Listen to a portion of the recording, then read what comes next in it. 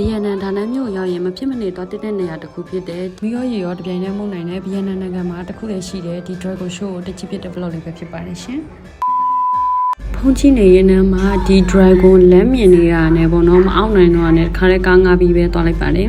။ညဘက်မှာမီးအောင်စုံနေမို့လို့စိတ်ကိုအေးချမ်းစီရပေါ့နော်။အပွားနေကြည့်တော့ဝေးရလို့ထင်တာ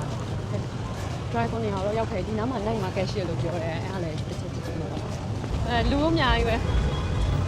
သူက9နာရီစမယ်လို့ပြောပါတော့ဒီ Dragon Show ကမစသေးဘူးဆိုတော့မို့လို့ဒီမှာရှိရဲ့နိုင်မှာကက်မှာဝင်ပြီးမှကြည့်မယ်ပေါ့နော်ဘာရှိမလဲဆိုတော့ဟာကြည့်လို့မရတော့ဘူးတဲ့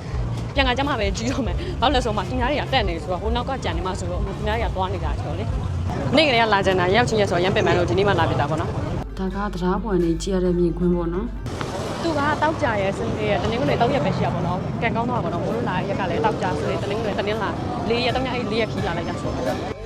မိစားမှုပါပြီဗီဒီယိုကရိုက်ပြမဲ့လူမရှိဘူးဆိုတော့ကိုယ့်နဲ့ကိုရိုက်ရမလို့အစပပြေးဆိုလို့ရှင်ပဲတိခံကြည့်ပေးပါရှင်လူကတော့ရမ်းများပါတယ်ကဲပြီးတော့ပါပြီမိုးတို့အောက်ခက်ကဈေးလေးတစ်ချက်ပတ်ပါမယ်ရှင်ဗီဒီယိုရမ်းရှည်သွားမှာဆိုလို့ဒီ night market ပတ်တာကိုတော့မိုးနောက်ဗီဒီယိုကျမ်းမှာပြန်တင်ပေးမယ်နော်